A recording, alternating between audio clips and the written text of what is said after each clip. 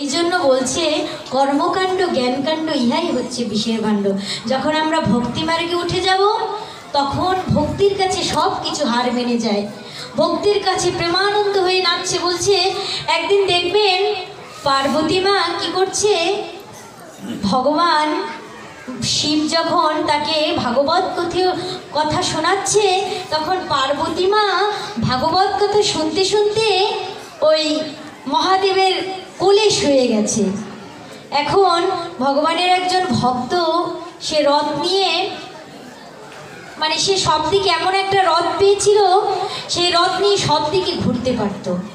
তারপর সে এসলো, যখন এসে পড়লো, আর শিব বাবা কোথায় জানি থাকে, কৈলাসে। কৈলাসে এসেছে, কৈলাসে এসে দেখলো যে ভাগবত কথা শ্রবণ করতে করতে পার্বতী মাতা শিবের কোলে এসে পড়েছে।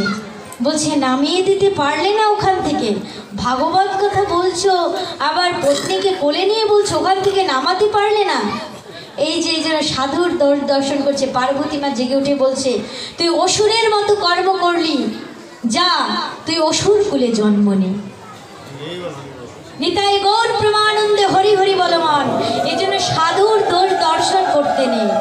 সাধু কি করলো কি করলো না এটাই দোষ, আমরা দর্শন করব না।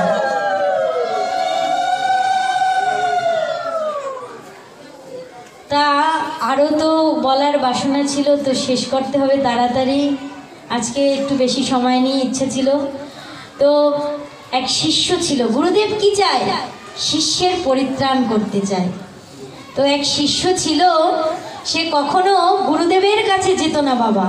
কেন যেত না? কারণ গুরুদেবের কাছে গেলেই সে যাগযজ্ঞ তপস্যাদি করতে বলবে, এতে তো তার অনেক টাকা খরচা হবে, এর কারণে কোথাও যেত না। কিন্তু সদ্গুরু তো কি দয়ার সাগর, করুণার সাগর, অন্তর্যামী।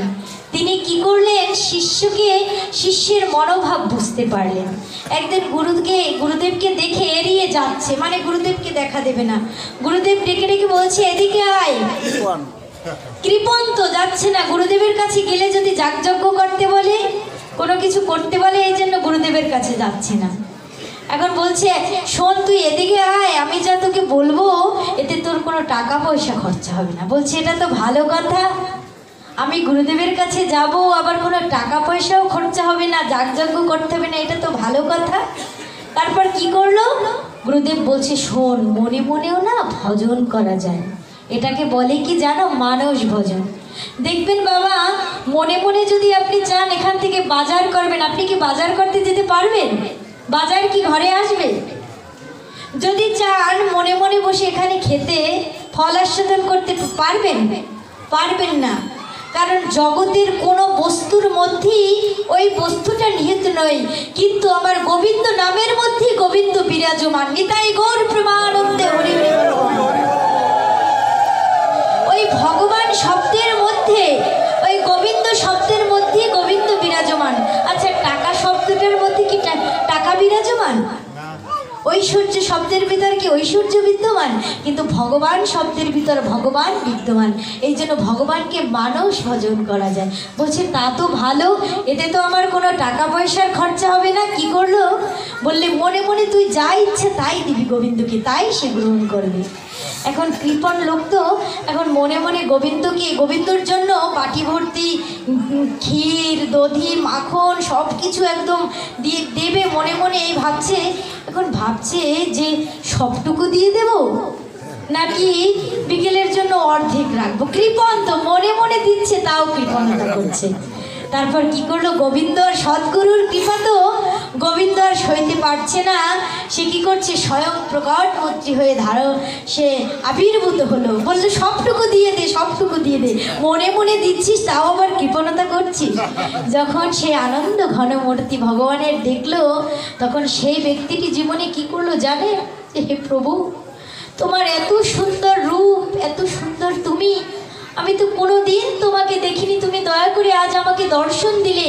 তার যত যা কিছু স্থাবর সম্পত্তি যা কিছু ছিল সব কিছু গোবিন্দ চরণে দান করে দিল। নিতাই গৌর প্রেমানন্দে।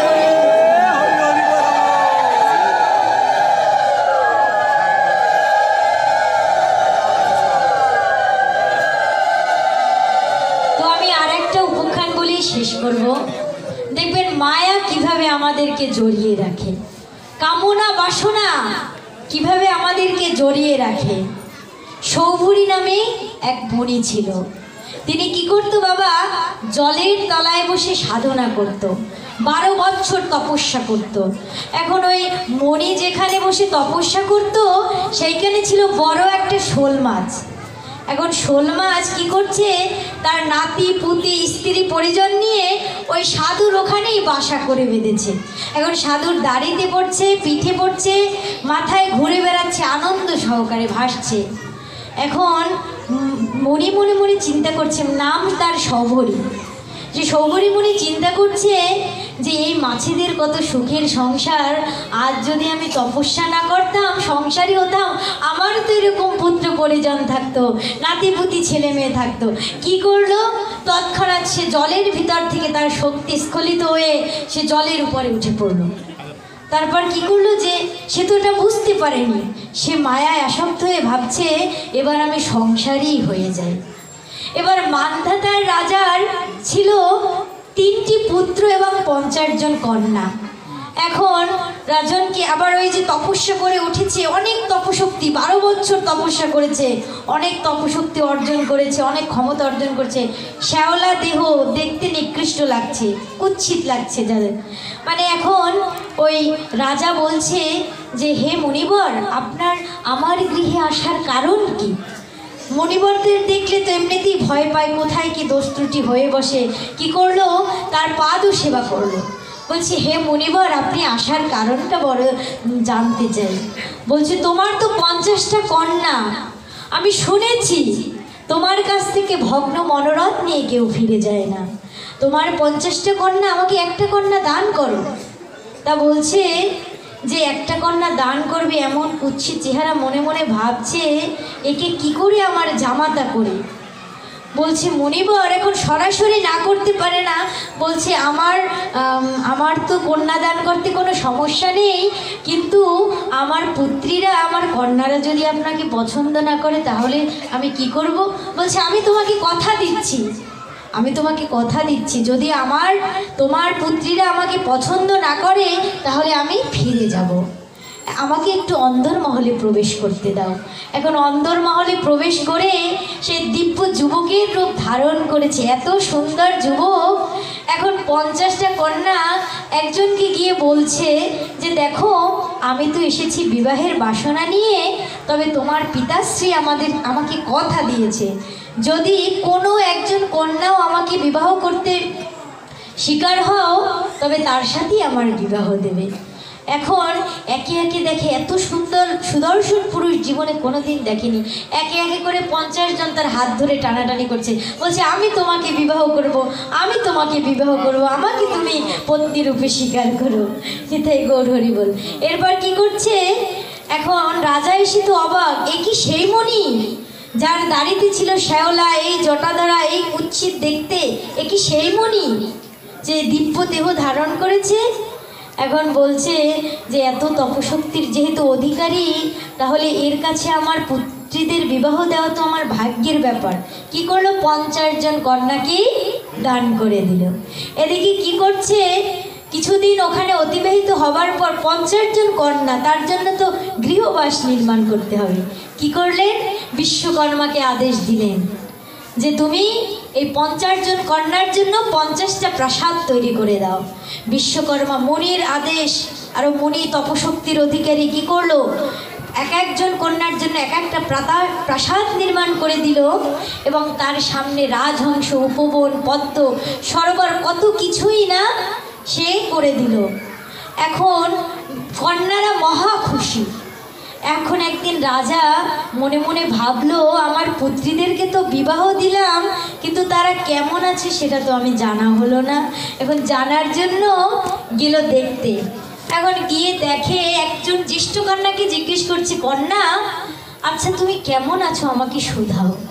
বলছে পিতাশ্রী, আমার স্বামী সর্বক্ষণ আমার সাথে থাকে, আমার সাথেই সে থাকে, আমাকে সময় দেয়, এবং দেখুন কত সুন্দর উপবন, আমি অত্যন্ত সুখে আছি।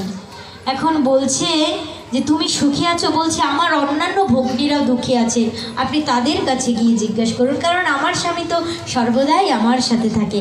একে একে 50টা কন্যার গৃহে গেল, সবাই এক কথা বলছে যে আমার স্বামী শুধু আমার সাথেই থাকে এবং অন্য কারোর সাথে থাকে না, অন্য কোনো ভগ্নী দুঃখে হয়তো থাকতে পারে। এখন বলছি এ কি তপশক্তির অধিকারী, আমার কন্যারা ভালো আছে। মনে মনে নিজে একটু লজ্জিত বোধ হলো যে এর সাথে আমার পুত্রীদেরকে বিবাহ দিতে না চেয়ে তো আমি বড় ভুল করেছি। এবার চলে গেলেন রাজা ওখান থেকে। এখন ওই যে সেই মাছের নাতিপুতি বংশধর এটা মনে করে এখন একে একে তার 150 পুত্রের জন্ম হলো। এখন দেখবেন পুত্রকন্যা যখন একটু আধো আধো বলে কথা বলা শুরু করে, হাঁটি হাঁটি পা করে ছোটো ছোটো পা করে যায়, আবার পড়ে যায়, ওই দৃশ্যটা কিন্তু বাবা অনেক সুন্দর লাগে। এখন বলছে কত সুন্দর দৃশ্য, আমার ছেলেরা আধো আধো উচ্চারণে আমাকে বাবা বাবা বলে ডাকছে, আবার পড়ে যাচ্ছে। এই তো আরও নাতিপুতি হবে, এই যখন যুবকরা যখন শিশুরা যৌবন প্রাপ্ত হবে তাদেরকে বিবাহ দেব, আমার অনেক নাতিপুতি হবে, তখন তো আমার অনেক কিছু হবে। কিন্তু এইভাবে করতে করতে কি হলো, চিন্তা করতে করতে ওই মনির তপশক্তি সব শেষ হয়ে গেল। কারণ কর্মান্যবাধিকারস্তে, যেমন কর্ম করবে তেমন ফল। তো তপশক্তি যখন শেষ হয়ে গেল তখন বোধশক্তির উদয় হল, হে প্রভু আমি কি করলাম, আমি কোথায় ছিলাম আর কোথায় এসে পৌঁছালাম। আমি তো সেই তোমাকে পাবার সেই সুউচ্চ শিখরে ছিলাম, সেখান থেকে আমি এখানে চলে আসলাম, সব কিছু ছেড়ে দিয়ে জঙ্গলে গিয়ে আবার সাধনায় এসে পড়ে গেল। তো কি করলো, তখন যখন সাধনায় পড়ে গেল, সাধনা করছে, আবার সব শেষে বহু বছর তপস্যা করার পর সে গোবিন্দ চরণ লাভ করলো। তো তার তো সেই মনের তো বোধশক্তি উদয় হয়েছে। আমাদের যদি বোধশক্তি না উদয় হয়, আমরা তো স্ত্রী পুত্র পরিজন নিয়ে সুখে দিন কাটাবো, কিন্তু গোবিন্দ চরণ থেকে আমরা বিমুখ হয়ে যাব। এই জন্য সেই মনি শেষে কৃষ্ণ চরণ লাভ করলো। নিতাই গৌর প্রেমানন্দে হরি হরি বল।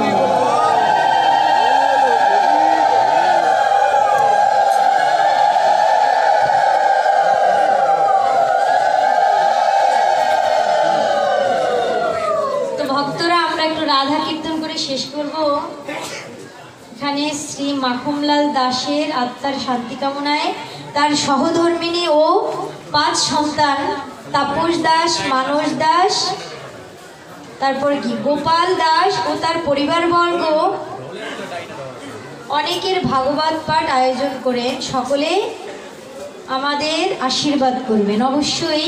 এদের জন্য আপনারা সকলে গোবিন্দর জন্য আশীর্বাদ করবেন। বাবা একটা কথা, এই আজকে আখড়া কমিটি এই মন্দির প্রাঙ্গণ এত সুন্দর করে সাজানো এবং যারা এর পরিচালনায় আছে তাদেরকে বিশেষ ধন্যবাদ জ্ঞাপন করছি এবং তাদের জন্য আপনারা ভগবানের কাছে প্রার্থনা করবেন যেন জনমে জনমে এরকম ভগবান সেবা দিতে পারে, সাধু সঙ্গ করতে পারে এবং তাদের জন্ম ধন্য করতে পারে। নিতাই গৌর প্রেমানন্দে হরি হরি বল।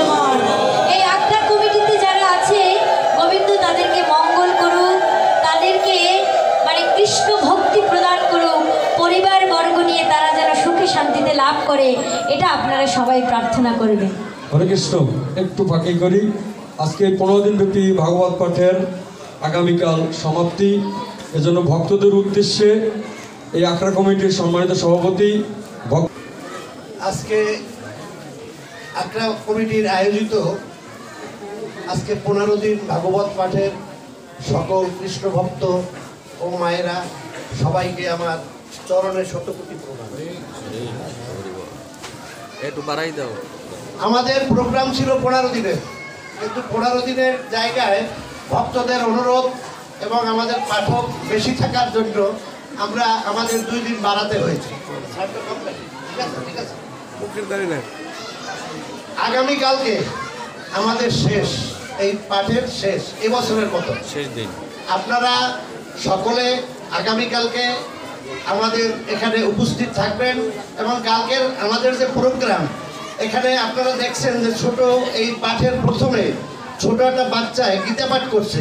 এই গীতা ক্লাসটা কিন্তু এই আখড়াবাড়িতে প্রতি শুক্রবার হয় এবং সেটা কিন্তু বিনা পারিশ্রমিকে আমাদের এই বাবু সে পাঠ করায়। হ্যাঁ, আমরা কিন্তু সব ভুলে গেছি, কারণ আমরা ছোটবেলায় যখন পড়াশোনা করছি তখন আমাদের ক্লাস নিত কিন্তু একজন ধর্মশিক্ষক ছিল, একজন পণ্ডিত ছিল, কিন্তু এখন কিন্তু সেটা উঠে গেছে। কাজেই আমাদের এখন উচিত আমাদের এই সনাতনীদের, আমাদের এই হিন্দুদের অস্তিত্ব রক্ষার জন্য, আমাদের নিজেদের ধর্ম রক্ষার জন্য প্রত্যেকের এই গীতার আশ্রয় গ্রহণ করা। কাজেই গীতার আশ্রয় গ্রহণ করতে হইলে আমরা যারা বয়স্ক হয়ে গেছি তাদের কিন্তু এখন একটু কমে গেছে, কিন্তু যাদের ছেলেপাল ছোট ছোট আছে তাদেরকে উৎসাহ দিয়া এবং এই আখড়াবাড়িতে এনে যদি এই গীতা পাঠ শিখেন, কিন্তু সবাই ভালো লাগবে। আজকে দেখেন ছোট একটা বাচ্চা কত সুন্দরভাবে সেই গীতা পাঠ করলো, এতে ভালো না লাগার কি আছে, সবাই ভালো লাগবে। কাজে আমি অনুরোধ রাখবো, এটাকে পয়সা লাগে না, এখানে এই গীতা ক্লাসে কোনো পয়সা লাগবে না, এটা বিনে পয়সায় আপনারা এই গীতা বাচ্চাদেরকে শিখিয়ে নিতে পারবেন। যদি কোনো বাচ্চার গীতা কিনতে অসমর্থ থাকে সেটা আমি নিজের অর্থায়নে তাকে আমি গীতা কিনে দেবো, এবং এখানে যাবতীয় যা কিছু লাগে আমরা তাদেরকে সহযোগিতা করব। সবাই আপনারা আশীর্বাদ করবেন। আমরা এবছরই এই প্রথম এই 15 দিন ব্যাপী আমরা এই ভাগবত পাঠের আয়োজন করেছি, আগামীতেও আমরা করতে চাই। আপনাদের আশীর্বাদ নিয়ে আপনারা আশীর্বাদ করবেন, আমরা যেন এই আখড়া কমিটি সকলে মিলে আপনাদেরকে এইরকম পাঠ শোনাতে পারি। সবাইকে ধন্যবাদ। কালকে আমাদের শেষ, এবং এই শেষের দিনে আমাদের পাঠের শেষে আমাদের মহাপ্রসাদ বিতরণ হবে। আপনারা সবাই আমন্ত্রিত। প্রসাদ শেষে আপনারা সবাই আপনার বাড়িতে যাবেন, আমাদের জন্য একটু আশীর্বাদ করবেন। আমরা জানি সবাই সুস্থ শরীরে আপনাদের জন্য এইরকম ভালো অনুষ্ঠানের ব্যবস্থা করতে পারি। সবাইকে ধন্যবাদ, সবাই ভালো থাকেন।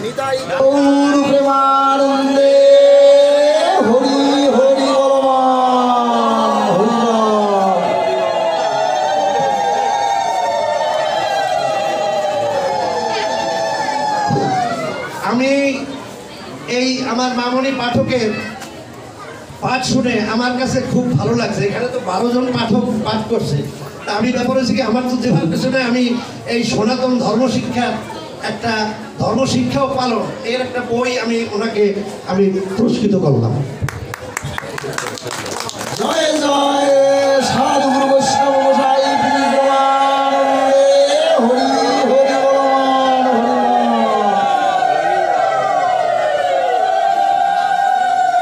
তো মায়েরা সবাই চলে যাচ্ছেন, আমরা একটু রাধা কীর্তন করি। রাধা কীর্তন না করলে কিন্তু ভাগবত পাঠ অসম্পূর্ণ থেকে যায়। তো একটু করজোরে হাততালি দিয়ে আমরা একটু রাধা রানীর কীর্তন করব।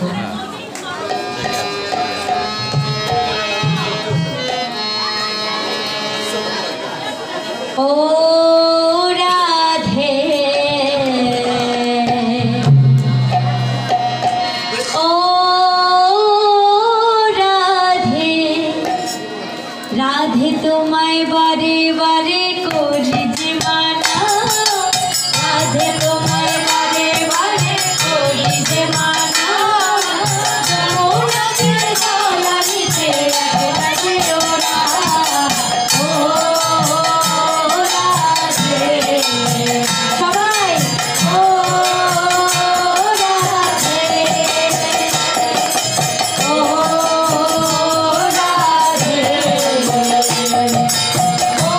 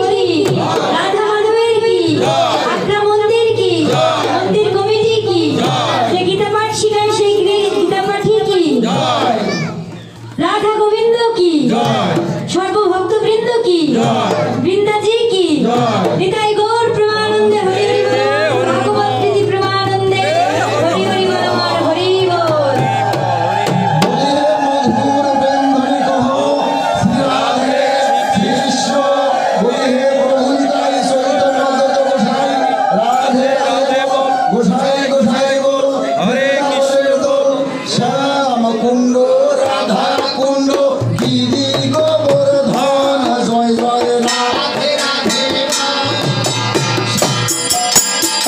এই সরে গোসাই কবি চরণ বন্ধন জয় জয়